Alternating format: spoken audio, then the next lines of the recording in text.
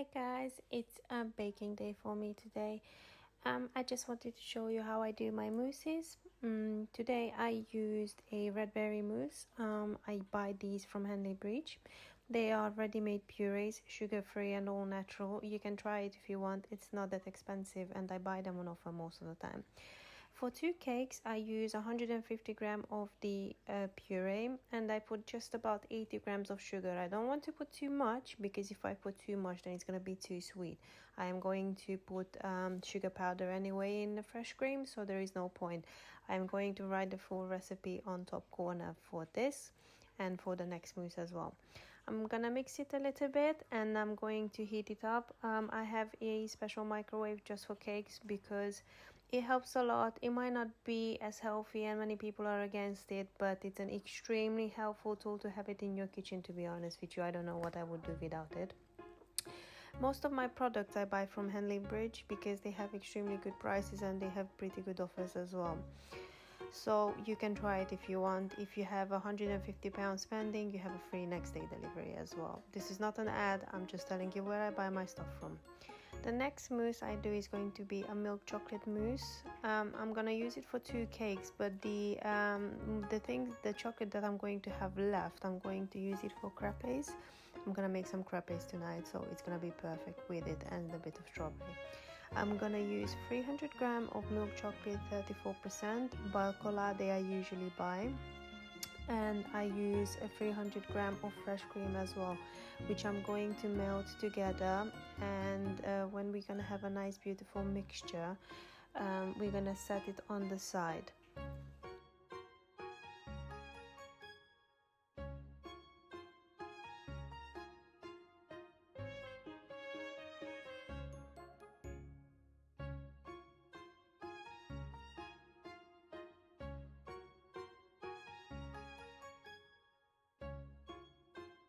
I put 12 grams of gelatin, hydrated with a little bit of water in here, and the gelatin is going to get mixed with my mousse. So basically I weigh out for the fruit and I weighed out it for the mousse chocolate as well. I know I said 12 grams, but don't forget when you add a bit of water, it's going to be a bit more than it should. Now don't worry about it, it's gonna be perfectly fine.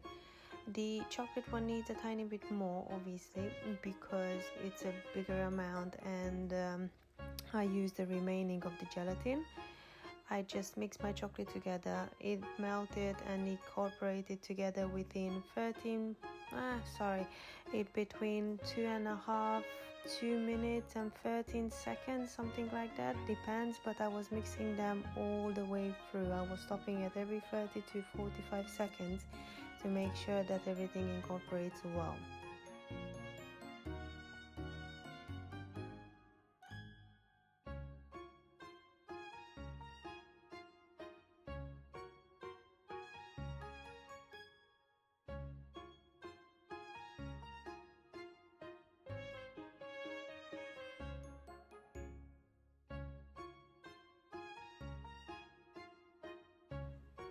Just mixed my composition with the gelatin, mix it very well, and I'm going to leave it to cool down until both of them hit just about 29 degrees, which is the perfect temperature to mix it. The chocolate in here was still too warm, so I left it to cool down. I bought this laser one off Amazon. You can buy it. I bought it on offer. It was like $5.99 or so. I swear it's a life changer. You guys have no idea how good of a tool it is if you really think of baking for a long run. The coulis as well, I did leave it for a bit. I mean, it wasn't hot anymore and it wasn't warm anymore, but I just decided to leave it for a tiny bit.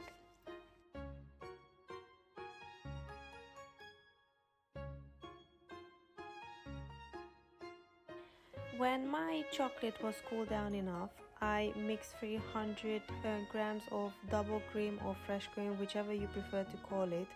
You don't mix it too much. The whole point of a mousse, it needs to be a soft cream, and it's not as hard. The ganache I prefer mousses because they have a different texture and my customers loves it much more than the chocolate ganache. This is the composition that your fresh cream needs to look like. It needs to be soft basically, so you need to make sure you leave it soft. I start by mixing it on the lowest level of my KitchenAid. If you guys have a different make, you can have it on number 1 or number 2, but just a tiny bit. I know it looks fast, but it's not. I mean, I do notice sometimes that my KitchenAid, it really looks that it's fast, but it's not, I promise you. I add the rest of it, I mix it a little bit, then I'm going to take it on the hand and I'm gonna mix it with my palette in hand, and as soon as it's done and all cooperated very well together, I'm gonna put it in the fridge for 5-10 minutes, just until I get the other mousse ready, until I wash the dishes and all these. I don't like to keep items out in the kitchen counter because it's hot at the moment in the UK. I mean, I don't know what hot means to you, but 24 degrees in the UK, it's hot. And I don't have a big kitchen, so I prefer everything to be stored in the fridge. This is the composition that you look for. Yes, it's light, it's fluffy, but you don't have to worry about it because the gelatin is going to harden it for perfect texture. Anyway, I always tell my customers to leave the cake for 35 minutes out on a room temperature before they're gonna cut it, and it's gonna have an extremely fluffy and light texture. It has to be light, that's the whole point. That's what mousse is. It needs to be light and fluffy. I'm just gonna mix everything. Obviously I don't like to waste, and this is how I just literally go through everything. It's just having a perfect texture.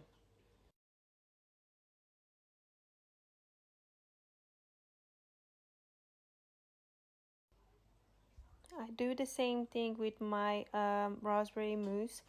With the raspberry mousse, actually, sorry, red fruit. It has raspberries in it as well. I mixed 150 gram of fresh cream. I added some icing sugar as well. I added just about 80 grams.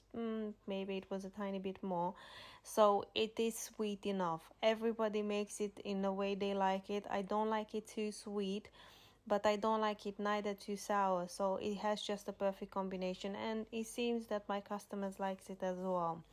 I decided to put some fresh strawberries as well. The one of the customers asked if I can. I said yes. I decided to put on both of them as well instead of eating it. You guys have no idea how bad it is to work in a kitchen. You always want to eat absolutely everything. I'm really bad with this. The texture needs to be light and fluffy as well for this. Don't forget, we are making a mousse. We are not making a ganache. We are not making a buttercream. It needs to be nice and beautiful, fluffy and runny a little bit. I already cut my sponges, and the bigger one I'm gonna put it in a ring.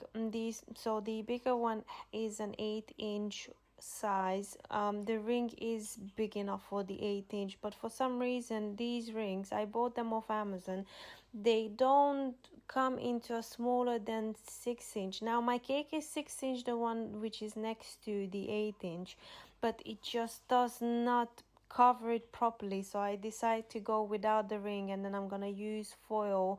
I'll foil it, and then after that I'm gonna put it in the ring because it's just really annoying. I have looked for a bigger ring, just couldn't find it, to be honest with you, and I don't like putting cakes in a tin because it's harder to take them out. It's just really not my thing at all, to be honest with you.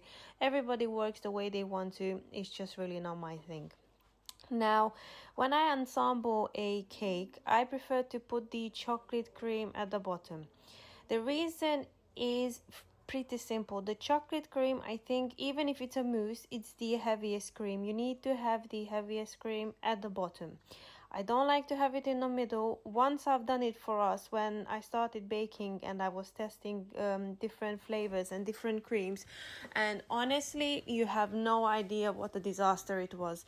It literally, the weight was pushing down the cake, so the cream I had on the bottom, it was invisible because it just literally came out on the sides. So always put your heavy cream at the bottom, even though the customer asks you to put it in the middle. Just don't do the same mistakes I've done. You really don't want to. It's stupid, it's not worth it, and then you're gonna just lose your mind about it. I was extremely angry, and then I done it only for us. Imagine if I would have done it for a customer or anybody else from my family. I would have been really pissed off, because you need to redo it straight away without even thinking about it. The raspberry mousse, I always decide to put a border to it, because for some reason it just sticked with me. I'm just scared. I'm scared if it's gonna come out, if it's not gonna get hardened enough. I always put a border to it. I had made a couple of mistakes in the beginning, and I don't want to repeat them again. And the customer wanted 1 layer of chocolate sponge, 1 layer of vanilla sponge, so I baked 2 portions. And I decided to add an extra layer of chocolate and the vanilla fresh cream, so it's gonna be a bit much more creamier.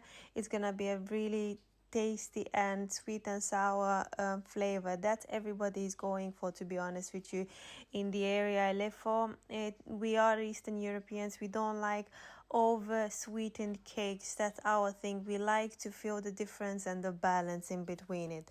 I always use the little bit of fresh cream I have left in the kitchen just to cover my sponge. It helps me a lot when I decorate my cakes, so it's gonna give a different texture when you apply your ganache or your buttercream. It's just basically a crumb coating on the top.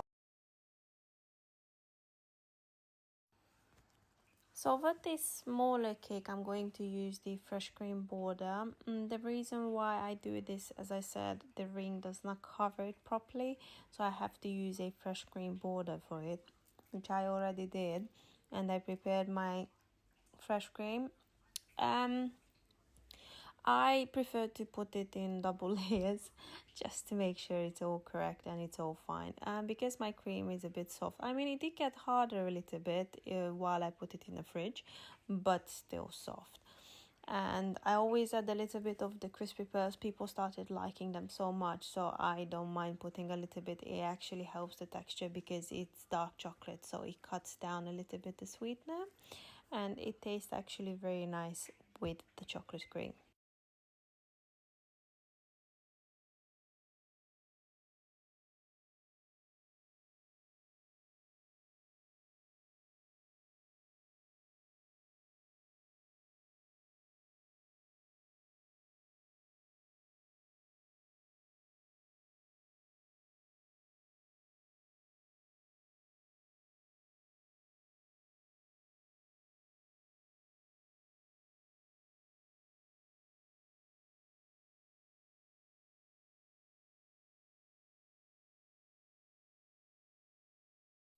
I'm going to put the cakes in the fridge for 6 hours, and then I'm gonna start crumb coating and decorating. I am going to record it and I'm going to post it on my channel, so feel free to subscribe for more videos, and I promise I'm going to post more recipes for you.